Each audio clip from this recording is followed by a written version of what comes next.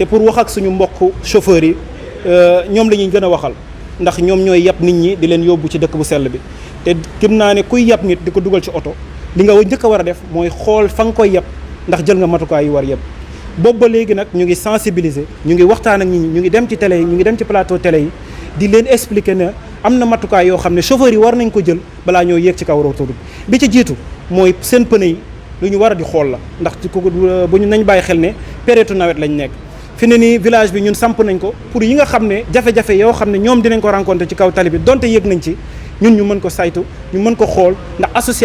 association yi nga xam ne ñoom lañu àndal ci liggéey bi pour que ñu jàppale leen ci ay dépannage gratuit changement yenn pièces yoo xam ne am nañ ko fii ci village bi te mën nañ koo changer ñu changer leen ko pour que seen dem ak dikk gën a mën a yomb ci kaw autoroute bi CGA tey jii ci loolu la taxaw ngir jàppale autorités yi ci départ yi nga xam ne tey jii ay départ la yu mag a mag yoo xam ne ci jëm ci dëkk bu sell bi di Touba donc ñun suñu rôle mooy sensibiliser waxtaan ak nit ñi ba bu ñuy jël autoroute bi ñu jël bépp matukaayu sécurité pour que ñu dem ci jàmm ñibbisi ci jàmm. waaw nee nga di ci lëkkaloog nag suñu waa mbokk waa gendarmerie ak sapeur pompier nga xam ne ñoom it nelawuñu guddi nelawuñu bëccëg ngir duñu jàppale ci liggéey boobu nga xam ne liggéey bu am solo la boo xam ne ñu ngi koy def boobu ba léegi. ñu ngi ciy ànd ak tamit suñuy mbokk yi nga xam ne mooy mécaniciens yi ñoom it kenn demul ñu des. ndax barki démb ba léegi ñu ngi ci tali bi. ku am jafe-jafe ñu ngi lay jàppale. bu nekkee ci changement pièce la boo xam ne ñun am nañ ko teg nañ ko fii à leur disposition dinañ ko changer ci anam yu mu gën a gaawee yu mu gën a rafetee ñu ngi ciy ànd ak aussi suñu mbokk waa COSER bi nga xam ne ñoom it ci sensibilisation bés bu nekk ci la ñuy xëy donc ñooñu ñëpp acteurs yooyu yëpp dañuy dox ci sécurité routière ANASER it ñëpp xam nañ ne mooy bànqaas bi état dénk wàllum sécurité routière ñoom it ñu ngi ànd ak ñun ci liggéey bu am solo boobu donc damay wax rek mbokk yi di leen ñaaxaat ne leen liggéey bii ñuy def askan bi lañ koy defal donc ñoom ñoo war a njëkk a jël seen i matukaay balaa ñoo jël ko autoroute bi ñu xam ne fii ñu jëmit dëkk bu sell ba dañ fay dem ngir sàqu ci benn ñaan boo xam ne xëy na dina leen jëriñ ëllëg donc demuñu fa pour ñu yóbbu leen armeer wala déet damay dégg far sama mbokk Alima di ko wax fa souvent ma koy ree waaye message bu am solo la muy papa ñëw na moo gën indi nañ papa donc loolu message la boo xam ne keroog bi ma ko déggee am naa lu ma yëg ndax du loolu mooy coobare bi màggal Touba du loolu mooy coobare bi donc nit ñi def ale bi moom ngeen di def retour bi aussi. incha allahu rabbi li ñu def nii ci ale bi moom la ñuy defaat ci retour bi dispositif yooyu yëpp daal ñu teg daal aller comme retour pour sensibiliser waat ñaaxaat nit ñi pour que ñu xam ne autoroute nañ daw ndànk ñu yóbbu nit ñi ci jàmm nit ñi yegg seen kër yi ci jàmm incha allahu rabbi. ba mu quitté Thiès ay 3 heures du matin ma ñëw si péage bi fa la panne ay 3 heures du matin waaw. la dépendance ba ñu ñëwee romb fa gis ñu taxaw si la ñu fekk foofu noonu laaj ma lu sama problème ba expliqué leen ñu dépanné ma si saa si. non fayu ma dara gratuit léegi ma ko defaral. dañ la changé pièce wala. waaw changé nañ ma pièce waaw. waaw pan mooy injecteur bi ma pan changé nañ ma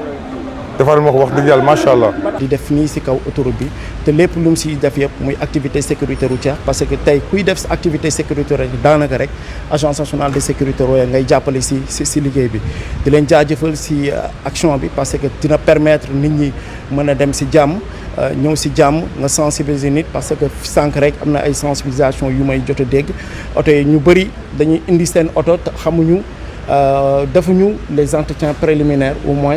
def ko donc suñu amee ay ñoo xam ne dinañ leen mën a wallu si yoon bi pour jàppale leen ñu mën a dem si jàmm mën a ñëw si jàmm loolu dina tax accident yi wàññeeku mais dina tax aussi panne yi nga xam ne ñooy aw si autoroute te mu mën a indi ay risques d'accident aussi loolu aussi lu am solo la donc di leen jaajëfal. ren lan ngeen indi nag lu yees ci li ngeen ci liggéey bi. déjà avant déjà ñuy waxi kii bi màggal gi. am nañ benn équipe bu ñu déployé woon au niveau de la zone de Diourbel dem ci Touba dem ci la zone de Gossas et aussi tous environnants di def ay contrôle routier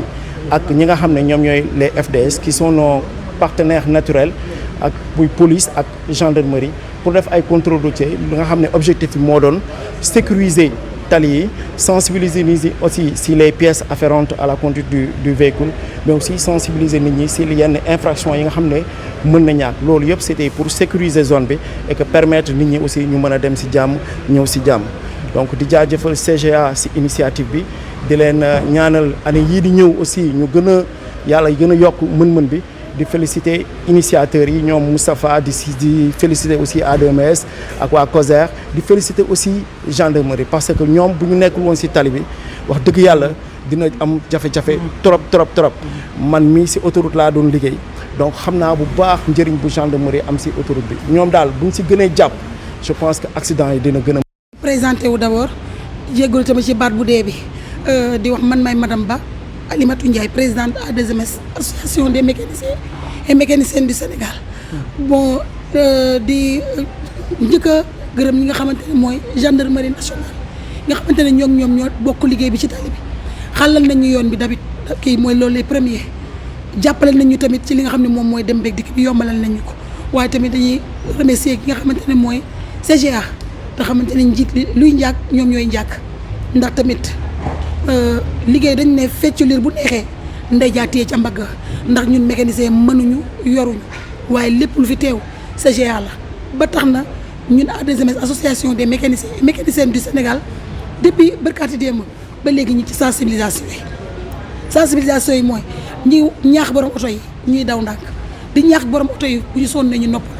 ay di leen contrôler seen oto yi ndax ku ne xam ne ni démb ñi fanaan rek démb bi ma xoolee seen taux bi ñu indi nañ presque 540 véhicules 540 tu t'en rends compte 540 ñun ñu fi des fii nii am nañ presque 300 et quelques véhicules ñun. panne mooy indi bi mooy li ñu enregistré mooy ci panne yi mooy oto yoo xam ne dañuy daw sans lumière ñoo na fi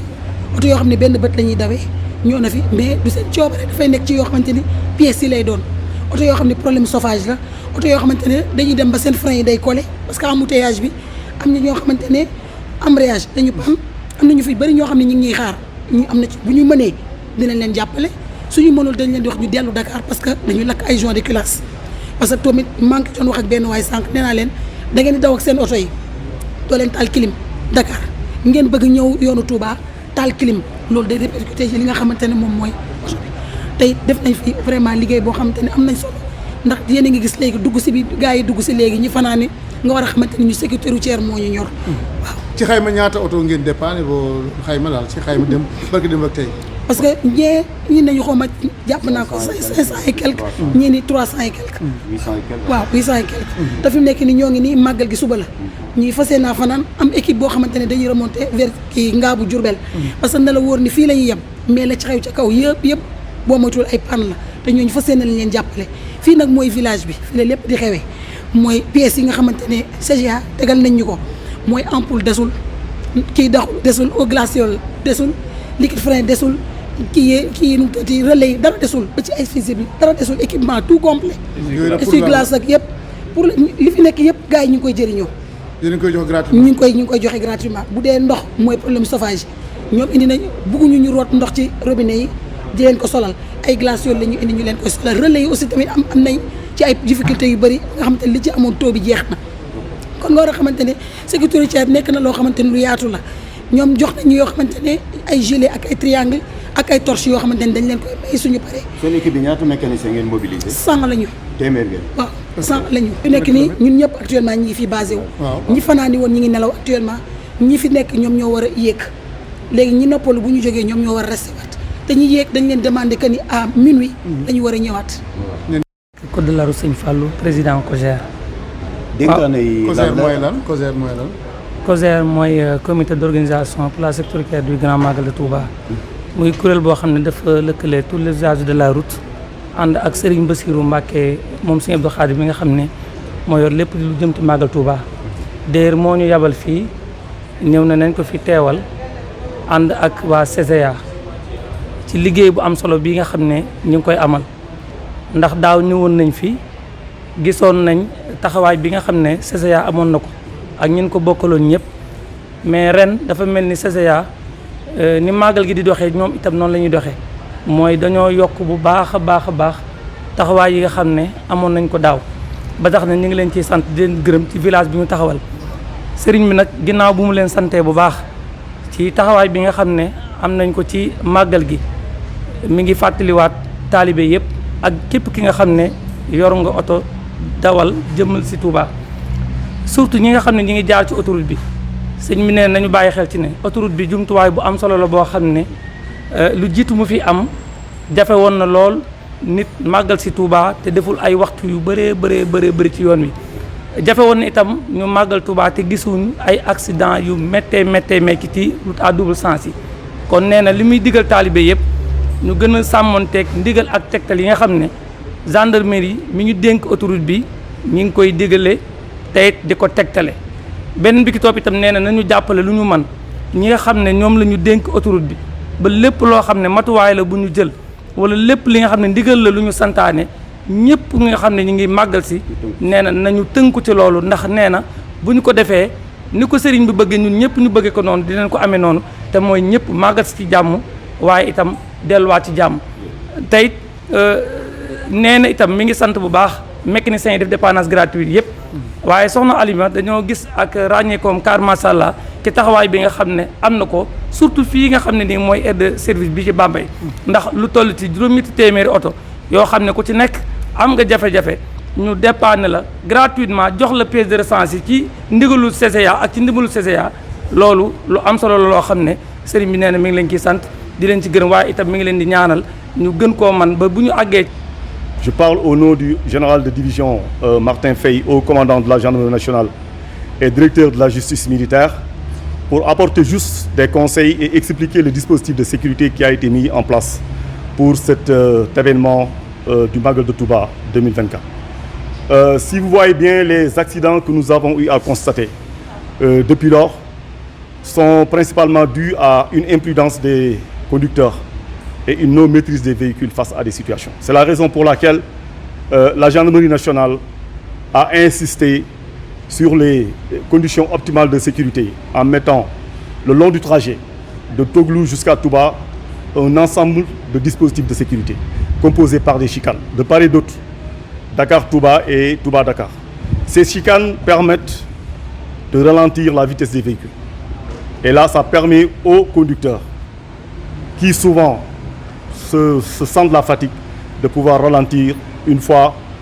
à l'arrivée des chicanes pour pouvoir traverser. On en profite pour revenir sur les conditions avec lesquelles les conducteurs doivent prendre avant d'allumer le véhicule. Vous savez, avant d'allumer un véhicule, il y a des conditions qu'on doit observer. D'abord, voir est-ce que la pneumatique répond, est-ce que les freins répondent, les rétroviseurs. Ensuite, prendre le véhicule et prendre en compte les passagers qui sont à l'intérieur du véhicule. Et une fois qu'on sent la fatigue, après 2 heures de route, se garer, se reposer et continuer la route. Ça, en tout cas, c'est des conseils que je tenais à donner, c'est des conseils que la gendarmerie tenait à donner à l'ensemble des usagers de la route pour faire un excellent Magal de Touba. Maintenant, par rapport à vos interventions, quel est le constat quelle est la cause de ces accidents? Comme je l'ai tantôt annoncé, la plupart des accidents que nous avons constatés depuis le début sont dus à une imprudence des conducteurs et une non-maîtrise des véhicules. Souvent, quand on est fatigué face à une situation, le conducteur a tendance à perdre le contrôle. L'ensemble des accidents que nous avons constatés depuis lundi matin, date à laquelle la gendarmerie s'est engagée, ces accidents sont dus à une imprudence des conducteurs et une non-maîtrise des véhicules. Pour le moment, on ne peut pas quantifier.